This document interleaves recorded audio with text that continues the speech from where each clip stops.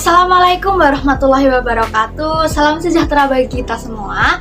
Perkenalkan, saya Hasri Kusumaningrum dari kelas A21 dengan NIM 21812141040 dari program studi akuntansi Fakultas Ekonomi Universitas Negeri Yogyakarta. Teman-teman semuanya, semoga kita semua senantiasa diberikan kesehatan, rahmat, perlindungan oleh Tuhan Yang Maha Kuasa dimanapun kita berada.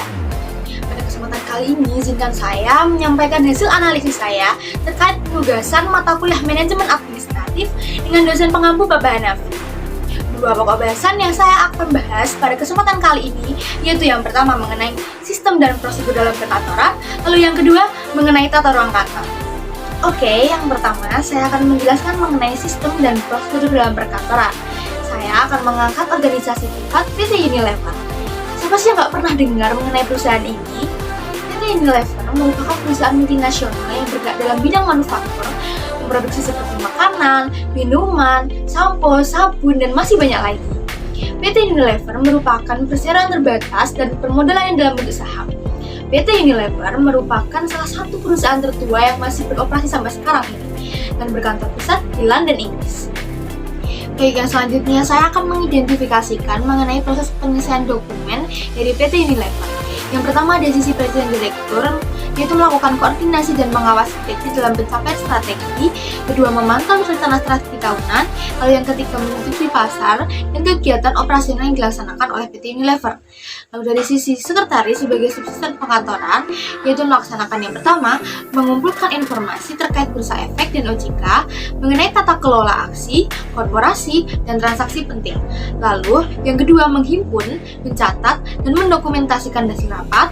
Lalu yang ketiga, pendistribusian informasi kepada pemegang saham, masyarakat umum, lalu ada dewan komisaris, serta yang terakhir ada direksi. Lalu yang terakhir, bertanggung jawab dalam melaksanakan tata usaha perkantoran di bawah direksi dan dewan komisaris. Baik, yang selanjutnya kita akan beralih ke Financial Officer sebagai subsistem keuangan. Memiliki urutan yang pertama, pencatatan mengenai transaksi keuangan dan akuntansi pada perseroan. Lalu yang kedua, pengumpulan bukti transaksi. Yang ketiga, pembuatan keputusan terkait investasi dan permodalan. Lalu yang keempat, menentukan strategi keuangan yang kompetitif. Lalu yang kelima, melakukan hubungan dengan investor. Yang keenam, melakukan kegiatan terkait asuransi. Yang ketujuh, menetapkan laporan keuangan perusahaan. Lalu yang selanjutnya ada direktur supply sebagai subsistem pembelian. Memiliki urutan yang pertama, memonitoring terhadap jaringan pemasok. Yang kedua, memelihara manajemen pesanan bahan pasokan. Yang ketiga, menetapkan asuransi terhadap kualitas bahan baku. Yang keempat, evaluasi dan komplain. Yang kelima, penetapan perencanaan terkait permintaan dan penawaran. Lalu yang ketujuh, penetapan teknik penyimpanan dan pembelian yang diharapkan. Lalu yang kedelapan, pendistribusian bahan baku yang diterima untuk diproses pada bagian produksi. Yang berikutnya kita akan beralih ke Direktur Home and Personal Care, Direktur Food, Direktur Es Krim, dan Direktur Marketing Service sebagai subsistem produksi. Mempunyai urutan yang pertama, menentukan manajemen terkait produk yang ingin dihasilkan. Lalu yang kedua, pembuatan produk. Lalu yang ketiga, menjamin kualitas produksi dengan asuransi produk. Lalu yang keempat, marketing produk dan service. Lalu yang kelima, menjamin kesejahteraan kepegawaian. Lalu yang selanjutnya ada Direktur Customer Development sebagai subsistem penjualan. Melakukan yang pertama, penawaran barang terhadap pembeli. Lalu yang kedua, menetapkan manajemen terkait aktivitas penjualan dan promosi. Lalu yang ketiga, lokasi dan sasaran kegiatan operasional penjualan. Lalu yang keempat, pemasaran kepada pelanggan dan manajemen kategori perdagangan. Lalu yang kelima, menerima aktivitas pesanan dari pelanggan. Lalu yang keenam, manajemen pendistribusian logistik atau pengiriman kepada pelanggan. Dan yang terakhir, customer service. Baik, yang selanjutnya saya akan menganalisis mengenai bagaimana seorang pemimpin dalam melakukan tanda tangan. Berikut hasil analisis saya.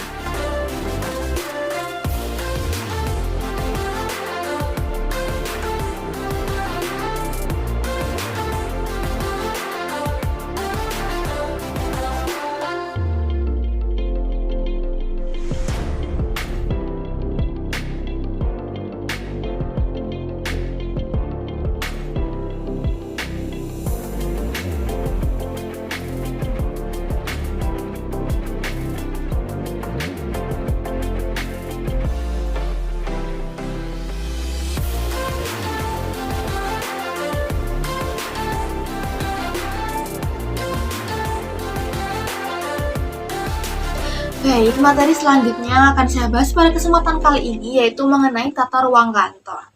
Saya akan mengangkat organisasi yaitu Dinas Pertanahan dan Tata Ruang Yogyakarta atau Dispentaru. Singkat mengenai Dispentaru Yogyakarta merupakan organisasi publik yang bertugas membantu kepala daerah untuk melaksanakan urusan dalam hal pemerintahan di bidang pertanahan, tata ruang, dan sebagian urusan keistimewaan yang ditugaskan, serta terus memberikan pelayanan kepada masyarakat luas.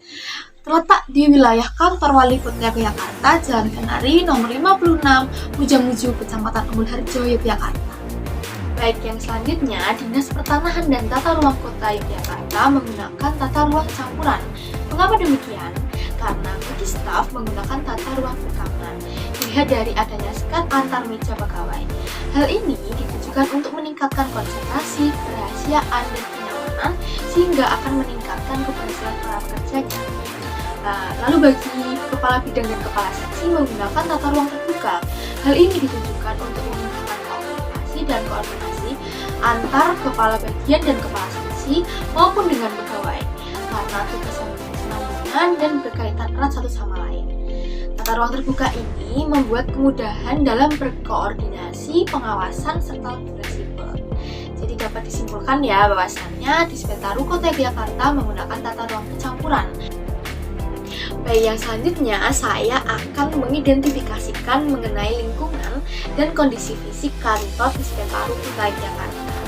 Yang pertama, dari segi bentangan saya sudah sangat mencukupi ya, karena adanya jendela yang besar pada hampir separuh tembok ruangan. Hal ini membuat ruang kerja tampak terang tanpa adanya bantuan dari lampu pada siang hari. Pencahayaan yang cukup juga membuat para pekerja lebih leluasa dalam bekerja.